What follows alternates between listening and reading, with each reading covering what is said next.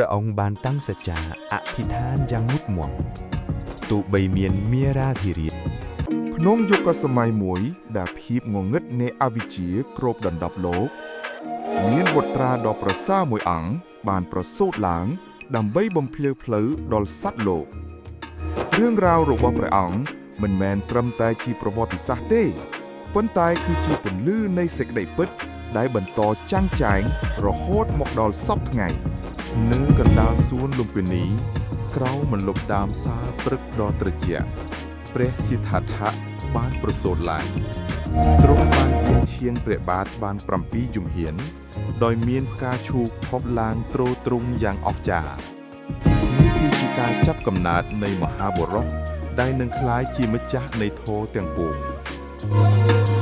ទោះបីរស់ក្នុងវាំងដ៏សុខសាន្តប៉ុន្តែព្រះតីរបស់ទ្រង់តែងតែរំពឹងចិត្តដល់សត្វលោក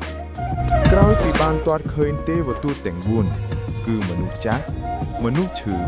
មនុស្សស្លាប់និងអ្នកបួសព្រះអង្គក៏សម្រេចព្រះតីលះបង់គ្រប់យ៉ាងដើម្បីស្វែងរកផ្លូវរំដោះទុក្ខនៅក្រោមដើមពោធិ៍ដ៏ពិសិដ្ឋព្រះអង្គបានតាំងសច្ចៈអធិដ្ឋានយ៉ាងមុតមាំទោះបីមានមារាធិរាជមកព្យាយាមរារាំងក៏មិនអាចអង្រួនប្រតិមេត្តារបស់ទ្រង់បានឡើយនៅពន្លឺផ្កាយរះនាពេលព្រឹកព្រះអង្គបានត្រាស់ដឹងជាព្រះសម្មាសម្ពុទ្ធជាបរមគ្រូនៃមនុស្សនិងទេវតា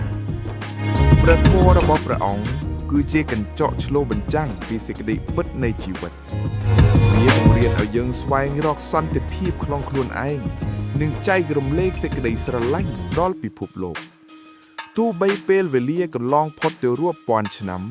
ប៉ុន្តែពន្លឺនៃព្រះពុទ្ធសាសនានៅតែនាំភ្លឺមនុស្សជាតិឆ្ពោះទៅរកសន្តិភាពជានិរន្តរ៍